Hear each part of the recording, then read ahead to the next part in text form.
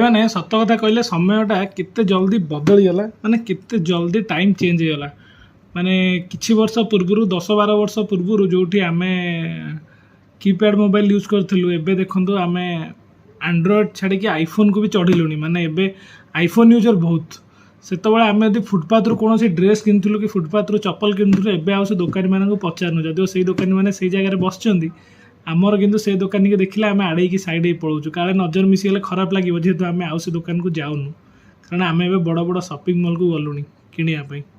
ଧୀରେ ଧୀରେ ଯୁଗ କେତେ ପରିବର୍ତ୍ତନ ହେଇଯାଉଛି, ଧୀରେ ଧୀରେ ସମୟ କେତେ ବଦଳି ଯାଉଛି।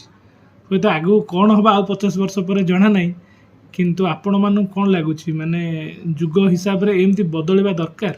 ମାନେ ଏଇ ଯେଉଁ ସୋସିଆଲ ମିଡ଼ିଆ, ଏଇ ସବୁ ଜିନିଷ ଆସିକି, ସୋସିଆଲ ମିଡ଼ିଆ ଗୋଟେ ଦୃଷ୍ଟିରୁ ଭଲ, ଆପଣମାନଙ୍କୁ କିଛି ଶିଖିବାକୁ ମିଳୁଛି, କିଛି ଜାଣିବାକୁ ମିଳୁଛି, କିନ୍ତୁ ସିଏ ବି ତ ଲୋକମାନଙ୍କ ଭିତରେ ରିଲେସନସିପ୍ ଭିତରେ ବ୍ୟାରିୟର ଠିଆ କରିଦେଉଛି। ସିନା ମୋବାଇଲ ଆସିଲା, ଆମେ ହ୍ୱାଟ୍ସଆପ୍ରେ ଭିଡ଼ିଓ କଲ୍ କରିବା କି ଲୋକଙ୍କ ସହିତ ଚାଟ୍ କରିଦେବା, ନଗଲେ ଚଳିବ ଦୂର ବାଟକୁ, କାରଣ ଆଗରୁ ବନ୍ଧୁବାନ୍ଧବରେ ବୁଲିବାକୁ ଲୋକ ଯାଉଥିଲେ ମାସେ 2 ମାସରେ ପ୍ଲାନ୍ କରିକି ଛୁଟି ଚାପଟ ନେଇକି।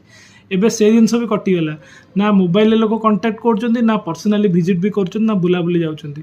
ସବୁକିଛି ଜିନିଷ ଆମ ମୋବାଇଲରେ ହିଁ ସୀମିତ ହେଇଗଲା। ଆକ୍ଚୁଆଲି ଏଇଟା କ'ଣ ଆମ ଭବିଷ୍ୟତ ପାଇଁ ଭଲ, ନା ଆମ ଫ୍ୟୁଚର ଜେନେରେସନ୍ ପାଇଁ ଭଲ? ଆପଣମାନେ କମେଣ୍ଟ କରି ଜଣାନ୍ତୁ।